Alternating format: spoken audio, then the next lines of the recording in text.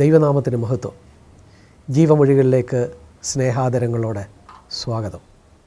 പുതുവർഷത്തിൽ നവവത്സര കാർഡുകൾ നമുക്ക് ഒരു ഹാപ്പി ന്യൂ ഇയർ ആണ്, സന്തോഷഭരിതമായ ഒരു പുതുവർഷമാണ് ആശംസിക്കുന്നത്. എവിടെയും സംഗീതവും വിളക്കുകളും പ്രകാശവും സന്തോഷവും പൂക്കളും പുഞ്ചിരിയും ഒക്കെയായി നവവത്സര കാർഡുകൾ നമ്മളോട് പറയുന്നു, നിങ്ങൾക്ക് മനോഹരമായ ഒരു വർഷം ആശംസിക്കുന്നു എന്ന് പറയുന്നു. എന്നാൽ നമുക്കറിയാം, നമ്മൾ അനിശ്ചിതമായ ഒരു ഭാവിയിലേക്ക് നോക്കുമ്പോൾ ഈ വർഷത്തിൽ നമുക്ക് എന്തെല്ലാമാണ് സംഭവിക്കുന്നത് എന്നുള്ളതിനെക്കുറിച്ചുള്ള ഉത്കണ്ഠ നമ്മുടെ ഹൃദയത്തിലുണ്ട്. അത് നൽകുന്ന പിരിമുറുക്കങ്ങൾ നമുക്കുണ്ട്. ഭാവിയെക്കുറിച്ച് അനിശ്ചിതമായ ഭാവി, അതിൽ എന്തെല്ലാമാണ് ഭാവിയുടെ ഗർഭഗൃഹത്തിൽ ഉള്ളത് എന്ന് നമുക്കറിഞ്ഞുകൂടാ. അതൊക്കെ സംഭവിച്ചാൽ എന്ത് ചെയ്യും? ഇത് ആധുനിക മനുഷ്യന് വലിയ ഉത്കണ്ഠ നൽകുന്നുണ്ട്. എന്നാൽ യഥാർത്ഥത്തിൽ ദൈവവചനം മുന്നോട്ട് വയ്ക്കുന്ന യഥാർത്ഥ വിശ്വാസി ഈ ഉത്കണ്ഠകൾക്കൊക്കെ ഉപരിയായിട്ട്, ഈ പിരിമുറുക്കങ്ങൾക്കൊക്കെ ഉപരിയായിട്ട് ദൈവത്തിലുള്ള യഥാർത്ഥ വിശ്വാസത്തോടെ, സമാധാനത്തോടെ, സന്തോഷത്തോടെ ഈ ജീവിതം ജീവിക്കാനായിട്ടാണ് അവനെ വിളിച്ചിരിക്കുന്നത്. നാമൊക്കെയും നമ്മുടെ ജീവിതത്തിൽ പല നിലകളിൽ ദൈവാനുഭവങ്ങളിലൂടെ കടന്നുപോയിട്ടുള്ളവരാണ്. എന്നാൽ നമുക്ക് ലഭിച്ച ദൈവാനുഭവം നമ്മുടെ ഈ നിത്യജീവിതത്തിൻ്റെ പിരിമുറുക്കങ്ങളെ അതിജീവിച്ച് ഉത്കണ്ഠകൾക്കുപരിയായിട്ട് യഥാർത്ഥത്തിലുള്ള ദൈവിക വിശ്വാസത്തോടെ, സന്തോഷത്തോടെ, സമാധാനത്തോടെ നിൽക്കാൻ നമ്മളെ സഹായിക്കുന്നുണ്ടോ? ഇല്ലെങ്കിൽ എവിടെയോ എന്തോ ഒരു തകരാറില്ലേ? പലരുടെയും ക്രിസ്തീയ അനുഭവം എന്ന് പറയുന്നത് ദൈവത്തിൽ നിന്ന് അവർക്ക് ലഭിച്ച ഒരു അനുഗ്രഹം, ഒരു രോഗശാന്തി, ഒരു വിടുതൽ, അതിൽ ആശ്രയിച്ചിരിക്കുന്നു. അവിടം കൊണ്ട് അവരുടെ ദൈവാനുഭവം അവസാനിച്ചു. ദൈവത്തിലുള്ള ആഴത്തിലുള്ള ഒരു വിശ്വാസവും ദൈവം മുമ്പാകെയുള്ള ഒരു പൂർണ്ണ സമർപ്പണവും പലർക്കുമില്ല. അങ്ങനെ ഒരു കാര്യത്തെക്കുറിച്ച് പലരും പറയാറില്ല. എന്നാൽ ഒരു സമ്പൂർണ്ണമായ സമർപ്പണം, ഒരു total, complete, absolute and perfect surrender, അങ്ങനെ ഒരു ദൈവത്തിൻ്റെ മുമ്പാകെ ഒരു കീഴടക്കം മാത്രമേ ദൈവവചനം നമ്മുടെ മുമ്പാകെ വെക്കുന്ന ഒരു യഥാർത്ഥ ക്രിസ്ത്യാനിയുടെ സന്തോഷഭരിതമായ ഒരു ജീവിതം നമുക്ക് നൽകുകയുള്ളൂ. ദൈവത്തിൻ്റെ മുമ്പാകെ പൂർണ്ണമായ ഒരു കീഴടക്കം, ഒരു പൂർണ്ണ സമർപ്പണം എന്നൊക്കെ പറയുമ്പോൾ പലരും ആ വാക്കുകൾ കേട്ട് പേടിച്ചു പോവുകയാണ്, ഭയപ്പെടുകയാണ്. ഡോക്ടർ സ്റ്റാൻലി ജോൺസ് എന്ന് പറയുന്ന പ്രശസ്ത മിഷണറി, അദ്ദേഹം ഇന്ത്യയെ സ്നേഹിച്ച് ഇന്ത്യയിൽ വന്നു, ഒരു ഇന്ത്യക്കാരനെ പോലെ ജീവിച്ചു. സന്താളിൽ ഗ്രാമത്തിൽ താനൊരു ആശ്രമം ഉണ്ടായിരുന്നു. മഹാത്മാഗാന്ധി പോലെയൊക്കെയുള്ള ഇന്ത്യയുടെ സ്വാതന്ത്ര്യ സമര പ്രസ്ഥാനങ്ങൾക്ക് അന്ന് നേതൃത്വം നൽകിയ ആളുകളോട് അടുത്ത് സംവദിച്ചു.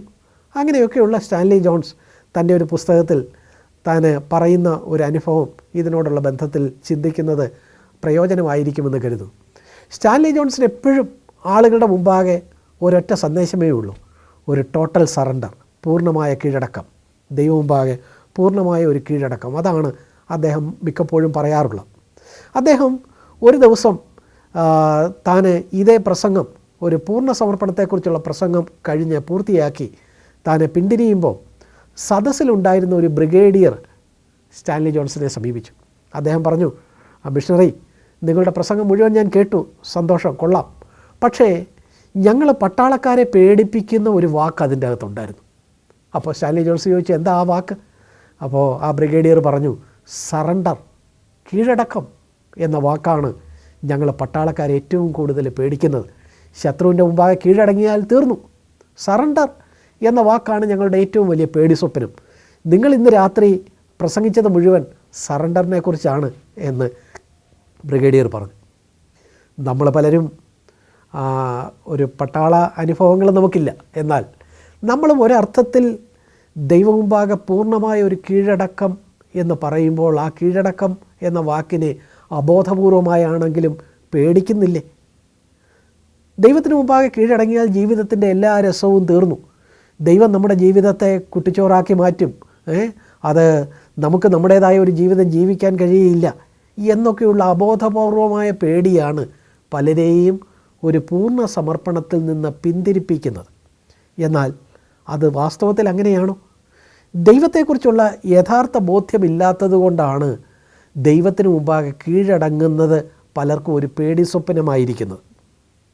യേശു കർത്താവ് അവിടുന്ന് ഈ ഭൂമിയിൽ വന്നപ്പോൾ അവിടുന്ന് സർവശക്തനായ, സർവജ്ഞാനിയായ, സർവവ്യാപിയായ വലിയവനായ ദൈവത്തെ ഈ നിലയിൽ പരിചയപ്പെടുത്തി. എന്താണത്? എൻ്റെ സ്വർഗസ്ഥ പിതാവ്, ഹെവൻലി ഫാദർ, എൻ്റെ പിതാവാണ്. മാനവരാശിക്ക് ദൈവത്തെ പിതാവ് എന്ന് പരിചയപ്പെടുത്തിയത് ആദ്യം യേശു കർത്താവാണ്. പ്രിയപ്പെട്ടവരെ, അത് നമ്മൾ വിശ്വസിക്കുന്നുണ്ടെങ്കിൽ, ദൈവം നമ്മുടെ പിതാവാണെങ്കിൽ, നമ്മളെ സ്നേഹിക്കുന്ന സ്വർഗീയ പിതാവാണെങ്കിൽ, ആ പിതാവിൻ്റെ മുൻപാകെ കീഴടങ്ങാൻ എന്തിനാണ് പേടിക്കുന്നത്? ഒരു ദൈവഭൃത്യൻ ഇങ്ങനെ ഒരു സംഭവം പറഞ്ഞിട്ടുണ്ട്. താനൊരു ഉപമ ഇങ്ങനെ പറഞ്ഞു, ഒരു കഥ ഇങ്ങനെ പറഞ്ഞു. നമ്മളൊരു ദിവസം നമുക്കൊരു 7 വയസ്സുള്ള ഒരു കുഞ്ഞുണ്ടെന്നിരിക്കട്ടെ, ഒരു മകനുണ്ടെന്നിരിക്കട്ടെ. അവന് പറഞ്ഞാൽ കേൾക്കുകയില്ല, അനുസരണമില്ല, ഇങ്ങോട്ട് വിളിച്ചാൽ അങ്ങോട്ട് പോകും. ഇങ്ങനെയൊക്കെയാണ് അവൻ്റെ സ്വാഭാവികമായ രീതി. എന്നാൽ ഒരു ദിവസം നമ്മൾ ഓഫീസ് വിട്ട് വന്നു. നമ്മൾ വന്ന് ചായ കുടിച്ച് പത്രമൊക്കെ വായിച്ച് സമാധാനമായിട്ട് സന്ധ്യയിലിരിക്കുമ്പോൾ ഈ 7 വയസ്സുകാരൻ മെല്ലെ പതുങ്ങി നമ്മുടെ അടുത്തേക്ക് വന്നു. നമ്മുടെ മടിയിൽ കയറിയിരുന്നു. നമ്മളോട് പറയുന്നു, ഡാഡി, എനിക്കൊരു കാര്യം പറയാനുണ്ട്. നമ്മൾ ചോദിക്കുന്നു, എന്താ മോനെ, നിനക്ക് എന്താ പറയാനുള്ളത്? അവൻ പറയുന്നു, ഡാഡി, ഇത്രയും നാൾ ഞാൻ ഡാഡി പറയുന്നതൊന്നും കേട്ടിട്ടില്ല, അനുസരിച്ചിട്ടില്ല. ഡാഡി ഇങ്ങോട്ട് വിളിക്കുമ്പോൾ ഞാൻ അങ്ങോട്ട് പോവുക ചെയ്തിട്ടുള്ളത്. എന്നാൽ ഞാൻ ഇന്ന് മുതൽ ഡാഡിക്ക് പൂർണ്ണമായിട്ട് കീഴടങ്ങി ഡാഡി പറയുന്നതെല്ലാം അനുസരിച്ച് നല്ല അനുസരണമുള്ള ഒരു മകനായിട്ട് ജീവിച്ചു കൊള്ളാം എന്ന് ആ 7 വയസ്സുകാരൻ നമ്മളോട് പറയുന്നു എന്ന് സങ്കല്പിക്കുക. അത് കേൾക്കുമ്പോൾ നമ്മൾ ആരെങ്കിലും, ഒരു പിതൃഹൃദയമുള്ള ആരെങ്കിലും ഇങ്ങനെ വിചാരിക്കുമോ? ആഹാ, ഒടുവിൽ ഇവനെ എൻ്റെ കയ്യിൽ കിട്ടി, ഇവൻ ഇനി എനിക്ക് കീഴടങ്ങി ജീവിച്ചോളാമെന്ന് പറയുന്നു. അങ്ങനെയാണെങ്കിൽ ഇവൻ്റെ ജീവിതത്തെ ഞാൻ ഏറ്റവും ദുഷ്കരമാക്കി തീർക്കും. ഇവൻ്റെ ഈ നിലയിലുള്ള എനിക്ക് കീഴടങ്ങാമെന്ന് പറഞ്ഞ ആ മനോഭാവം വെച്ചിട്ട് ഞാൻ അവൻ്റെ ജീവിതത്തെ മുതലെടുക്കും, ഞാൻ അവനെ നിയന്ത്രിക്കും. അങ്ങനെ ഒരു പിതൃഹൃദയവും അങ്ങനെയല്ല ചിന്തിക്കുക. നേരെ മറിച്ച് എന്താ, ആ കുഞ്ഞിൻ്റെ വാക്കുകൾ ഏത് പിതൃഹൃദയത്തെയും അലിയിക്കും. അവനെ മാർവോട് അണച്ചുകൊണ്ട് ഏത് പിതാവും വിചാരിക്കും, ഓ, ഈ കുഞ്ഞ് ഇന്നു മുതൽ എന്നെ അനുസരിക്കും, അതുകൊണ്ട് അവൻ്റെ ജീവിതത്തെ ഏറ്റവും മനോഹരമാക്കി തീർക്കാൻ, അവൻ്റെ ഭാവിയെ ഏറ്റവും സുന്ദരമാക്കി തീർക്കാൻ എന്നെക്കൊണ്ടാവുന്നതെല്ലാം ഞാൻ ചെയ്യും എന്നല്ലേ ഏത് പിതാവും ചിന്തിക്കുക?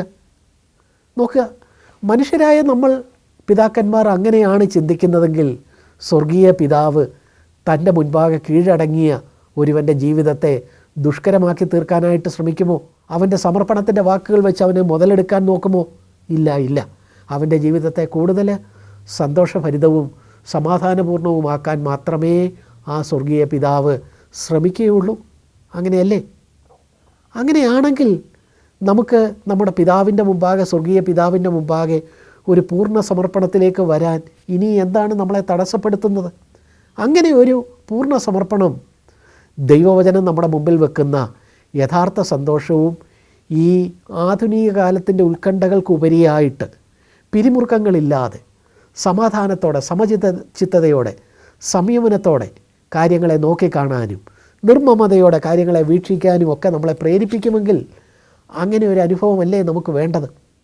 നമ്മൾ കർത്താവായ യേശുക്രിസ്തു ഒരു ഉപമ പറഞ്ഞത് നമുക്ക് കാണാനായിട്ട് കഴിയും. മത്തായി എഴുതിയ സുവിശേഷം 13-ാം അധ്യായം അതിൻ്റെ 46-ാം വാക്യമാണ്.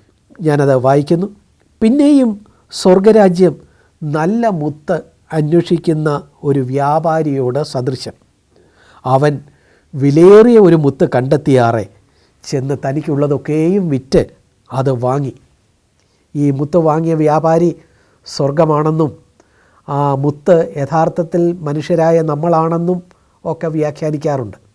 എന്നാൽ അതിനെക്കുറിച്ച് നമുക്ക് പിന്നീട് ഒരവസരത്തിൽ പറയാം. ഇപ്പോൾ നമ്മൾ ചിന്തിച്ചു വന്നതുമായിട്ട് ചേർത്ത് ഈ മുത്ത്, വിലയേറിയ മുത്ത് അന്വേഷിക്കുന്ന വ്യാപാരികളായിട്ട് നമുക്ക് നമ്മളെ തന്നെ ഭാവന ചെയ്യാം. നമ്മളിപ്പോൾ കേട്ടത് ഒരു വലിയ വിലയേറിയ ഒരു മുത്തിൻ്റെ കുറിച്ചാണ് നമ്മൾ കേട്ടത്. അതായത് ആധുനിക ലോകത്തിൻ്റെ ഉത്കണ്ഠകൾക്കുപരിയായിട്ട് യഥാർത്ഥ സന്തോഷത്തോടെ, സമാധാനത്തോടെ നിൽക്കാൻ കഴിയുക, അതൊരു വലിയ മുത്താണ്. ആ മുത്ത് വാങ്ങാനായിട്ട് ആഗ്രഹിക്കുന്ന ആളുകൾ നമ്മളാണ് എന്ന് കരുതിയാലോ?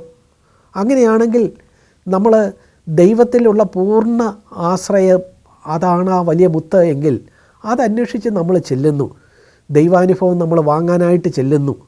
എന്ന് ചിന്തിക്കുക. അങ്ങനെ ചെല്ലുമ്പോൾ ആ മുത്ത് വേണമെന്നുണ്ടെങ്കിൽ നമ്മളിവിടെ കാണുന്നു, തനിക്കുള്ളതൊക്കെയും വിൽക്കണം, തനിക്കുള്ളതെല്ലാം വിൽക്കണം. ഒരു പൂർണ്ണ സമർപ്പണമാണ് അത് കാണിക്കുന്നത്, ഒരു ടോട്ടൽ സറണ്ടറാണ് അത് കാണിക്കുന്നത്. തനിക്കുള്ളതൊക്കെയും വിറ്റ് ആ ദൈവാനുഭവം വാങ്ങുക. പക്ഷേ നമ്മുടെ ജീവിതം നമ്മൾ ആ നിലയിൽ നമുക്കുള്ളതെല്ലാം വിറ്റ് എന്ന് പറയുമ്പോൾ നമ്മുടെ ജീവിതത്തെക്കുറിച്ചുള്ള നമ്മുടെ അംബീഷൻ, നമ്മുടെ പ്രതീക്ഷകൾ എല്ലാം ദൈവത്തിൻ്റെ മുമ്പാകെ സമർപ്പിച്ച് അങ്ങനെ നിൽക്കുമ്പം നമ്മുടെ ജീവിതം നമ്മുടേതല്ലാതായി മാറുകയില്ലേ? ഇങ്ങനെയൊക്കെയുള്ള ഭയം പിന്നെയും നമ്മളെ അലട്ടും. ശിഷ്യത്വത്തിൻ്റെ വില എന്ന പ്രശസ്തമായ പുസ്തകം എഴുതിയ ജുവാൻ കാർലോസ് ഓർട്ടിസ് എന്ന് പറഞ്ഞ ദൈവഭൃത്യൻ ഈ രംഗത്തെ ഇങ്ങനെ വിഭാവന ചെയ്യുന്നുണ്ട്. ഒരു ഭാവനയായിട്ട് താൻ ഇങ്ങനെ പറയുന്നു, ഒരാൾ ഈ യഥാർത്ഥ ദൈവാനുഭവത്തെക്കുറിച്ച് കേട്ടിട്ട് അത് വാങ്ങാനായിട്ട് ചെല്ലുന്നു. അയാൾ അത് വിൽക്കുന്ന ആ സ്വർഗീയ വ്യാപാരിയോട്, സ്വർഗത്തിൻ്റെ മുത്ത് വിൽക്കുന്ന ആളിനോട് ചെന്നിട്ട് ചോദിക്കുന്നു, നിങ്ങൾ ഒരു വിലയേറിയ മുത്ത് വിൽക്കുന്നുണ്ടല്ലേ? അപ്പോൾ പറയുന്നു, വിൽക്കുന്നുണ്ട്. ആ വിൽക്കുന്നുണ്ടെങ്കിൽ ഞാനത് വാങ്ങാം, എനിക്കത് വാങ്ങാൻ ഒക്കുമോ? ഉടനെ ആൾ പറയുന്നു, ആർക്കും വാങ്ങാമല്ലോ. അപ്പോൾ അതിനെന്താ വില? അതിന് വലിയ വിലയാണ്. ഉടനെ ചെന്ന ആൾ ചോദിക്കുന്നു, നിങ്ങൾ പറയുന്നു എല്ലാവർക്കും വാങ്ങാമെന്ന് പറയുന്നു, പക്ഷേ അതിന് വലിയ വിലയാണെന്നും പറയുന്നു. അങ്ങനെയാണെങ്കിൽ എനിക്ക് എങ്ങനെ വാങ്ങാനൊക്കും? ഉടനെ ആ മുത്ത് വിൽക്കുന്ന ആൾ പറഞ്ഞു, ആര് വന്നാലും അവർക്കുള്ളതെല്ലാം തന്നാൽ അത് എത്ര തുച്ഛമാകട്ടെ, എത്ര വലുതാകട്ടെ, തീർച്ചയായിട്ടും ഈ മുത്ത് നൽകാം എന്ന് പറഞ്ഞു. ഉടനെ തന്നെ ഈ വന്ന ആൾ പറഞ്ഞു, അങ്ങനെയാണെങ്കിൽ ഞാൻ എനിക്കുള്ളതെല്ലാം തരാം. ഉടനെ മുത്ത് വിൽക്കുന്ന ആൾ പറഞ്ഞു, അങ്ങനെയെങ്കിൽ നിങ്ങൾക്കുള്ളതെല്ലാം എന്തൊക്കെയാണെന്ന് പറയുക, നമുക്കതൊന്ന് എഴുതി നോക്കാം. നിങ്ങളുടെ പക്കൽ എന്തുണ്ട്? അപ്പോൾ അദ്ദേഹം പറഞ്ഞു, വന്ന ആൾ പറഞ്ഞു, എൻ്റെ പക്കൽ എൻ്റെ ബാങ്കിൽ ഒരു 10,000 രൂപയുണ്ട്. ശരി, 10,000 രൂപയുണ്ട്, അതെഴുതി. പിന്നെന്തോ ഉണ്ട്? അപ്പോൾ ആൾ പറഞ്ഞു, എൻ്റെ ഇത്രയേ ഉള്ളൂ. ആഹാ, നിങ്ങളുടെ പോക്കറ്റിൽ ഏതാണ്ട് പണം കിടക്കുന്ന പോലെ തോന്നുന്നല്ലോ. അദ്ദേഹം പറഞ്ഞു, കുറച്ച് ചില്ലറയുണ്ട്. അതെത്ര? അതും വേണം. അതെടുത്ത് എണ്ണി നോക്കി, 110 രൂപയുണ്ട്. 110 രൂപ, അതും ഇതിൻ്റെ അകത്ത് വരവ് വെക്കണം. 110 രൂപ, അതും എഴുതി. അതെഴുതിയപ്പം ആൾ പറഞ്ഞു, എനിക്ക് ഇത്രയേ ഉള്ളൂ. 10,000 രൂപയും ചില്ലറ 110 രൂപയുണ്ടായിരുന്നു, അത് തന്നു. അപ്പോൾ ഇയാൾ ചോദിച്ചു, നിങ്ങൾക്ക് ഒരു വീടില്ലേ? നിങ്ങൾ എവിടെയാണ് താമസിക്കുന്നത്? അപ്പം പറഞ്ഞു, ഞാൻ എൻ്റെ വീട്ടിലാണ് താമസിക്കുന്നത്. അങ്ങനെ ഉണ്ടെങ്കിൽ വീട് വേണം. വീട്, അതും ഞങ്ങൾക്ക് വേണം, അതും എഴുതി. അയ്യോ, വീട് നിങ്ങളെടുത്താൽ പിന്നെ ഞാൻ കാർ ഷെഡിൽ താമസിക്കുമോ? ഈ ആളിൻ്റെ ചോദ്യം. അപ്പം നിങ്ങൾക്ക് കാർ ഷെഡും ഉണ്ടല്ലേ, എന്നാൽ കാർ ഷെഡും ഞങ്ങൾക്ക് വേണം, അതും എഴുതി. അപ്പോൾ മറ്റേ ആൾ ചോദിക്കുന്നു, കാർ ഷെഡും എടുത്താൽ പിന്നെ ഞാൻ കാറിനകത്ത് കിടക്കുമോ? അപ്പോൾ നിങ്ങൾക്ക് കാറുണ്ടല്ലേ, അപ്പോൾ കാറിൻ്റെ കാര്യവും അവിടെ എഴുതി. കാറും എഴുതി, കാർ ഷെഡും എഴുതി, വീടും എഴുതി, ബാങ്കിലെ നിക്ഷേപവും എഴുതി, പോക്കറ്റിലെ പൈസയും എഴുതി. ഇത്രയേ ഉള്ളൂ. അപ്പോൾ അദ്ദേഹം ചോദിച്ചു, നിങ്ങൾക്ക് ഭാര്യയും കുട്ടികളുമില്ലേ? ഉണ്ട്, ഭാര്യയുണ്ട്, 2 കുട്ടികളുണ്ട്, അവരെയും വേണം. ശരി, അവരുടെ പേരും ഈ ലിസ്റ്റിൽ എഴുതി. ഉടനെ ഇയാൾ പറഞ്ഞു, എനിക്കെല്ലാം നഷ്ടമായി, ഭാര്യയും കുട്ടികളും എല്ലാവരും പോയി, ഇനിയിപ്പം ഞാൻ മാത്രമേ ഉള്ളൂ. അപ്പോൾ ഈ വിൽക്കുന്ന ആൾ പറഞ്ഞു, നിങ്ങളെയും ഞങ്ങൾക്ക് വേണം, താങ്കളുടെ പേരൂടെ ഞാൻ എഴുതുകയാണ്, താങ്കളൂടെ. അപ്പോൾ നോക്കുക, ആ ആൾ, അദ്ദേഹത്തിൻ്റെ കുടുംബം, അദ്ദേഹത്തിൻ്റെ ബാങ്ക് അക്കൗണ്ട്, അദ്ദേഹത്തിൻ്റെ വീട്, കാർ ഷെഡ്, കാറുകൾ എല്ലാം നഷ്ടമായി. പക്ഷേ എല്ലാം എഴുതി കഴിഞ്ഞപ്പോൾ ഈ മുത്ത് വിൽക്കുന്ന ആൾ പറഞ്ഞു, നിങ്ങളിതെല്ലാം തന്നതോടെ നിങ്ങൾക്കിതാ ഈ വിലയേറിയ മുത്ത് നിങ്ങൾക്കെടുക്കാം. പക്ഷേ ഈ വിലയേറിയ മുത്ത് നിങ്ങൾക്കെടുക്കുമ്പോൾ തന്നെ ഇതിൻ്റെ വിലയായിട്ട് നിങ്ങൾ തന്ന ഈ കാര്യങ്ങളെല്ലാം നിങ്ങൾക്ക് സ്വന്തമായിട്ട് ഉപയോഗിക്കാം. അതേ വീട്ടിൽ പാർക്കാം, അതേ കാറ് ഡ്രൈവ് ചെയ്യാം, അതേ ഭാര്യയോടും കുഞ്ഞുങ്ങളോടും ഒപ്പം നിങ്ങൾക്ക് സന്തോഷഭരിതമായിട്ട് ജീവിക്കാം. അങ്ങനെയെല്ലാം ജീവിക്കാം. പക്ഷേ ഇതിൻ്റെ ഉടമസ്ഥൻ നിങ്ങളല്ല എന്ന കാര്യം ഓർക്കണം. ഏത് സമയത്തും എനിക്കത് തിരിച്ചെടുക്കാം. എന്നാൽ ഇപ്പോൾ നിങ്ങൾ ഈ മുത്തുമായിട്ട് പോവുക, ആ പഴയ ജീവിതം തന്നെ ആകുക. പക്ഷേ അതിൻ്റെ ഉടമസ്ഥൻ ഇനിമേൽ നിങ്ങളല്ല. ജുവാൻ കാർലോസ് ഓർട്ടിസിൻ്റെ ഭാവന അവിടെ അവസാനിക്കുക. പ്രിയപ്പെട്ടവരെ, ഇത് നമുക്ക് നൽകുന്ന സന്ദേശം എന്താണ്? യഥാർത്ഥത്തിലുള്ള ഒരു ദൈവാനുഭവം ഒരു പൂർണ്ണ സമർപ്പണത്തിലാണ്. നമ്മൾ ആ പൂർണ്ണ സമർപ്പണത്തിന് ശേഷവും നമ്മൾ അതേ വീട്ടിലാണ് കഴിയുന്നത്, അതേ കുടുംബത്തിലാണ് മുന്നോട്ട് പോകുന്നത്, അതേ വാഹനങ്ങളാണ് ഓടിക്കുന്നത്. പക്ഷേ അതിൻ്റെ ഉടമസ്ഥതാബോധം നമുക്ക് നഷ്ടമായി. സത്യത്തിൽ കാര്യങ്ങളുടെ ഉടമസ്ഥതാബോധമല്ലേ നമ്മുടെ ഉത്കണ്ഠകൾക്ക് കാരണം? ഈ വീട് എൻ്റേതാണ്, ഇത് എൻ്റേതാണ്. ആ ഉടമസ്ഥതാബോധമാണ് നമുക്ക് പിരിമുറുക്കവും ഉത്കണ്ഠകളും നൽകുന്നത്. നമ്മളിത് പറയുമ്പോൾ നമ്മൾ പഴയ നിയമത്തിൽ നിന്ന് ഒരു ദൈവഭക്തൻ്റെ അനുഭവം നമ്മൾ ചിന്തിച്ചു പോകും. അബ്രഹാമാണത്. അബ്രഹാം അവന് തൻ്റെ ജീവിതത്തിൻ്റെ വാർദ്ധക്യത്തിൽ ഇസാക്ക് എന്നൊരു മകനുണ്ടായിരുന്നു. ആ മകനെ മെല്ലെ മെല്ലെ ഇഷ്ടപ്പെട്ടു തുടങ്ങി. ദൈവത്തേക്കാൾ കവിഞ്ഞ മൂല്യം അവന് നൽകാൻ തുടങ്ങി. അങ്ങനെ വന്നപ്പോൾ എന്താ സംഭവിച്ചത്? ദൈവം ഒരു ദിവസം പറയുന്നു, നീ സ്നേഹിക്കുന്നതിൻ്റെ ഏകജാതനായ പുത്രനെ എനിക്ക് തരിക എന്ന് പറയുന്നു. അയ്യോ, ദൈവം നരബലി ആവശ്യപ്പെടുന്നു, എങ്കിലും ദൈവം ആവശ്യപ്പെട്ടത് ഞാൻ കൊടുക്കും എന്ന് പറഞ്ഞ് തനിക്കുണ്ടായിരുന്ന ആ മകനെ ബലിയായിട്ട് അർപ്പിക്കാനായിട്ട് അബ്രഹാം തുടങ്ങുന്നു. പക്ഷേ ബലി അർപ്പിക്കാൻ നേരത്ത് ദൈവം എന്തു ചെയ്യുന്നു? ആ ബലിയെ തടഞ്ഞ് ഇസാക്കിനെ അബ്രഹാമിന് തിരിച്ചു കൊടുക്കുന്നു. ഈ ഇസഹാക്കുമായിട്ട് തിരിച്ച് വീണ്ടും അബ്രഹാം പഴയ കൂടാരത്തിൽ ചെന്ന് പാർക്കുമ്പോഴോ ഇപ്പം ആ മകനെക്കുറിച്ച് പഴയ ഉടമസ്ഥതാബോധമില്ല. ദൈവത്തേക്കാൾ കവിഞ്ഞ സ്ഥാനം അവന് ഇല്ല. മകനോടൊപ്പമാണ് വീണ്ടും പാർക്കുന്നത്. മകനെ ബലിയായിട്ട് നൽകിയിട്ടില്ല. അതേ വീട്ടിൽ തന്നെയാണ് കാണുന്നത്, ജീവിക്കുന്നത്. പക്ഷേ മകനെക്കുറിച്ചുള്ള ഒരു ഉടമസ്ഥതാബോധമില്ല, ഒരു കൈവശാനുഭവമില്ല. പ്രിയപ്പെട്ടവരെ, നമ്മൾ പൗലോസ് ഇതിനെക്കുറിച്ച് പറയുന്ന ഒരു വാക്യം നമുക്കറിയാമല്ലോ. 1 കൊരിന്ത്യർ 6-ാം അധ്യായത്തിൽ അതിൻ്റെ ഒടുവിലത്തെ വാക്യം 19-ാം വാക്യം പൗലോസ് പറയുന്നു, നിങ്ങളെ വിലയ്ക്ക് വാങ്ങിയിരിക്കയാൽ നിങ്ങൾ താന്താങ്ങൾക്കുള്ളവരല്ല എന്ന് അറിയുന്നില്ലേ? നമ്മളെ വിലയ്ക്ക് വാങ്ങിയിരിക്കുന്നു, ഇനി നാം നമുക്കുള്ളവരല്ല. അതിൻ്റെ 7-ാം അധ്യായത്തിലേക്ക് ചെല്ലുമ്പം ഇതുപോലെ തന്നെ മനോഹരമായ ചില വാക്യങ്ങൾ നമുക്ക് കാണാനായിട്ട് കഴിയും. 7:29 മുതൽ ഉള്ള വാക്യങ്ങൾ. എന്നാൽ സഹോദരന്മാരെ, ഇതൊന്നും ഞാൻ പറയുന്നു, കാലം ചുരുങ്ങിയിരിക്കുന്നു. ഇനി ഭാര്യമാരുള്ളവർ ഇല്ലാത്തവരെ പോലെയും, കരയുന്നവർ കരയാത്തവരെ പോലെയും, സന്തോഷിക്കുന്നവർ സന്തോഷിക്കാത്തവരെ പോലെയും, വിലയ്ക്ക് വാങ്ങുന്നവർ കൈവശമാക്കാത്തവരെ പോലെയും, ലോകത്തെ അനുഭവിക്കുന്നവർ അതിനെ അനുഭവിക്കാത്തവരെ പോലെയും ആയിരിക്കണം.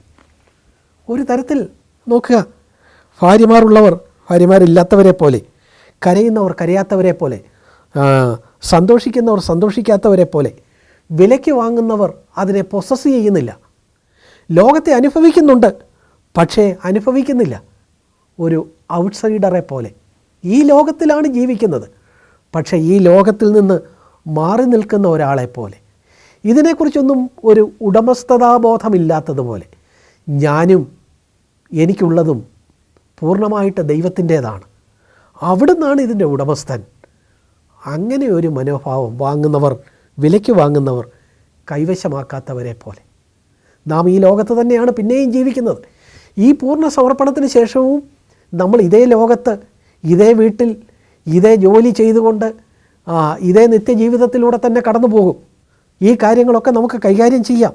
മുത്ത് നമുക്ക് തന്നതിന് ശേഷം അതേ വീട്ടിൽ താമസിക്കാം, അതേ കാര്യങ്ങൾ കൈകാര്യം ചെയ്യാമെന്ന് പറഞ്ഞതുപോലെ നമ്മൾ അതേ കാര്യങ്ങൾ തന്നെയാണ്, അതിലൂടെ തന്നെയാണ് വീണ്ടും കടന്നു പോകുന്നത്.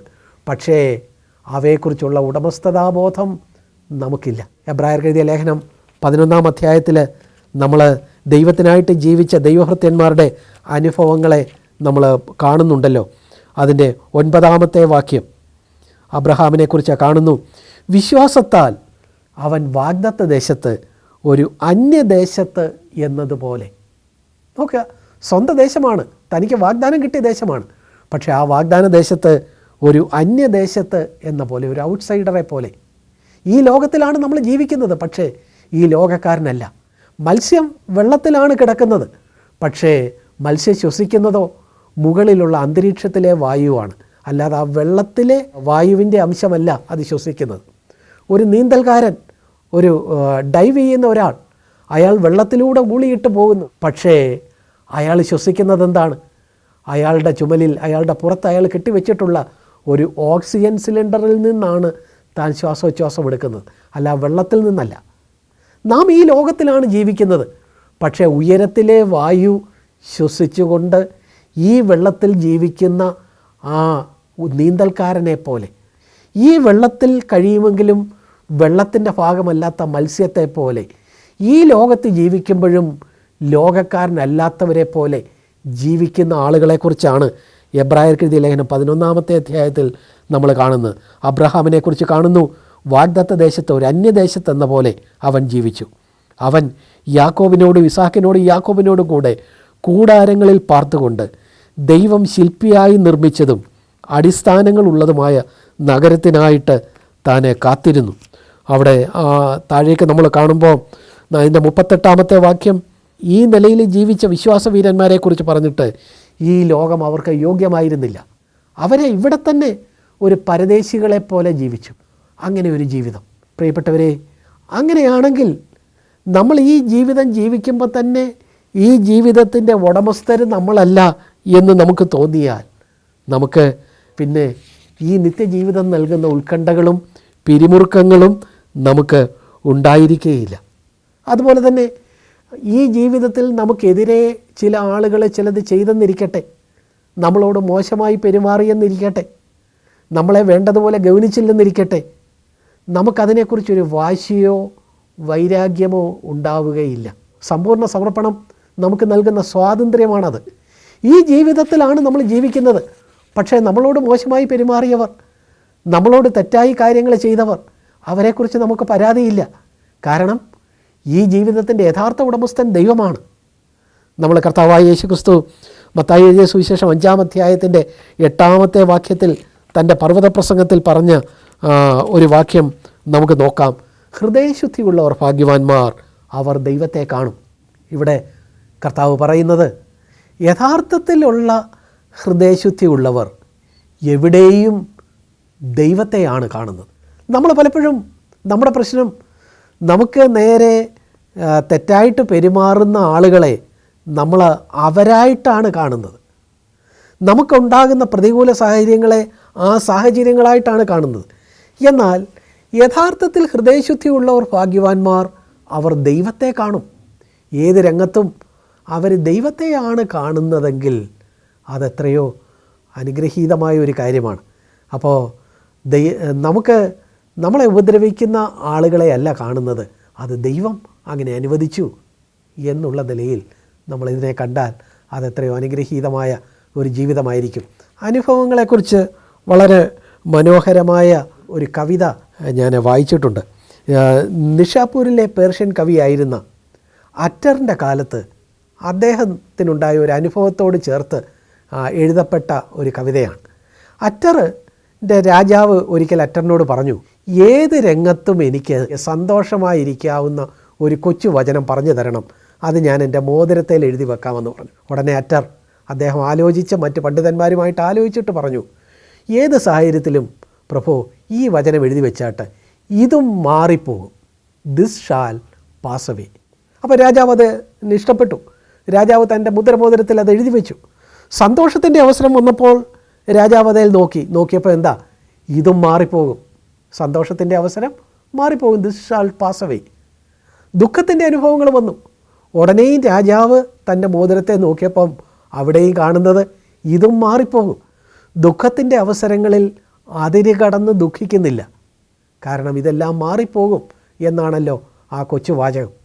ഇത് ആ രാജാവിനെ വളരെ മുന്നോട്ട് കൊണ്ടുപോയി അദ്ദേഹത്തെ തൃപ്തനാക്കി എന്നാണ് കേട്ടിട്ടുള്ളത്. ഇതിൻ്റെ അടിസ്ഥാനത്തിൽ 1835 മുതൽ 1907 വരെ ജീവിച്ചിരുന്ന തിയഡോർ ടിൽച്ചൻ എന്ന് പറയുന്ന കവി മനോഹരമായ ഒരു ഇംഗ്ലീഷ് കവിത എഴുതിയിട്ടുണ്ട്. Even this shall pass away എന്നാണ് ആ കവിതയുടെ പേര്. നമ്മുടെ ജീവിതത്തിൽ ഒരു അപ്രതീക്ഷിതമായ ഒരു കാര്യമുണ്ടാകുന്നു, ദുഃഖകരമായ ഒരു കാര്യമുണ്ടാകുന്നു. ആ ദുഃഖകരമായ കാര്യത്തെയും നിയന്ത്രിക്കുന്നതാരാണ്? വലിയവനായ ദൈവം. ആ വലിയവനായ ദൈവം ആരാണ്? നമ്മുടെ സ്നേഹവാനായ പിതാവ്. നമ്മൾ ആ ദുഃഖകരമായ രംഗത്ത് ആ ദുഃഖകരമായ സാഹചര്യം ഉണ്ടാക്കിയ ആളുകളെയല്ല കാണുന്നത്, മറിച്ച് ആരെയാണ് കാണുന്നത്? വലിയവനായ ദൈവത്തെ നമ്മൾ കാണുന്നു. വലിയവനായ ദൈവത്തെ നമ്മൾ കാണുമ്പോൾ നമുക്ക് ആ ദുഃഖകരമായ സാഹചര്യങ്ങളിൽ അതിര് കടന്ന് ദുഃഖിക്കാനായിട്ടില്ല. കാരണം ദൈവം ഇത് എക്കാലത്തും ഇങ്ങനെ ആകുകയില്ല. സന്തോഷകരമായ ഒരു സാഹചര്യം വരുന്നു, ആ സാഹചര്യത്തിൽ നമ്മൾ അതിര് കടന്ന് ആഹ്ലാദിക്കുകയില്ല. ലോകത്തെ അനുഭവിക്കുന്നവർ അനുഭവിക്കാത്തവരെ പോലെയും വിലയ്ക്ക് വാങ്ങുന്നവർ കൈവശമാക്കാത്തവരെ പോലെയും. എങ്ങനെയാണത് കഴിയുന്നത്? Even this shall pass away എന്നുള്ള ബോധ്യത്തോടെ പോകാനായിട്ട് കഴിയുന്നത് എവിടെയും ദൈവത്തെ കാണാൻ കഴിഞ്ഞാൽ മാത്രമേ അങ്ങനെ നമുക്ക് നിൽക്കാനായിട്ട് കഴിയുള്ളൂ. പ്രിയപ്പെട്ടവരെ, ഇത്രയും നേരം നമ്മൾ ചിന്തിച്ചത് ഒരു സമ്പൂർണ്ണ സമർപ്പണത്തെക്കുറിച്ചാണ്, ഒരു വിലയേറിയ മുത്തിനെക്കുറിച്ചാണ്. ആ വിലയേറിയ മുത്ത് കൈവശമാക്കിയാൽ, നമ്മുടെ ജീവിതം ദൈവത്തിനായിട്ട് സമ്പൂർണ്ണമായിട്ട് സമർപ്പിച്ചാൽ, ഈ പിരിമുറുക്കങ്ങൾക്കൊക്കെ ഉപരിയായിട്ട് നമുക്ക് നിൽക്കാനായിട്ട് കഴിയും. ആർക്കാണ് ഈ വർഷത്തിൽ 2017 അങ്ങനെ ഒരു ജീവിതം ആഗ്രഹമില്ലാത്തത്? തീർച്ചയായിട്ടും അങ്ങനെ ഒരു ജീവിതം ആഗ്രഹമുണ്ടെങ്കിൽ, അതിലേക്ക് കടക്കണമെന്നുണ്ടെങ്കിൽ, നമ്മൾ നേരത്തെ വായിച്ച കർത്താവ് പറഞ്ഞ ആ ഉപമയിലെ മത്തായി എഴുതിയ സുവിശേഷം 13-ാം അധ്യായത്തിൽ നമ്മൾ കണ്ടതുപോലെ തനിക്കുള്ളതൊക്കെയും വിൽക്കണം. പ്രിയപ്പെട്ടവരെ, എല്ലാം വിൽക്കുക എന്ന് പറയുമ്പോൾ പേടിച്ചു പോകല്ലേ. നമ്മളതെല്ലാം ദൈവത്തിനായിട്ട് സമർപ്പിച്ച ശേഷവും നമ്മൾ വീണ്ടും അതേ ജീവിതം തന്നെ ജീവിക്കും. പക്ഷേ നമുക്ക് പഴയ കൈവശബോധമില്ല, ഉടമസ്ഥതാവകാശമില്ല. നമുക്കൊരു നിർമ്മമതയോടെ കാര്യങ്ങളെ കാണാനായിട്ട് കഴിയും. എവിടെയും ദൈവത്തിൻ്റെ മുഖത്തെ കാണുന്ന ഹൃദയശുദ്ധിയുള്ളവരായിട്ടായിരിക്കാൻ കഴിയും. ഈ വർഷത്തിൽ നമുക്കേവർക്കും ദൈവം അങ്ങനെ ഒരവസരം നൽകട്ടെ. ഒരു പൂർണ്ണ സമർപ്പണത്തിലേക്ക്, ദൈവമുമ്പാകെയുള്ള ഒരു total, complete, absolute and perfect surrender, അത് ദൈവം നമുക്കെല്ലാവർക്കും നൽകട്ടെ എന്നാശംസിച്ചുകൊണ്ട് ഞാൻ എൻ്റെ വാക്കുകളെ അവസാനിപ്പിക്കുന്നു. ദൈവം നിങ്ങളെ അനുഗ്രഹിക്കട്ടെ.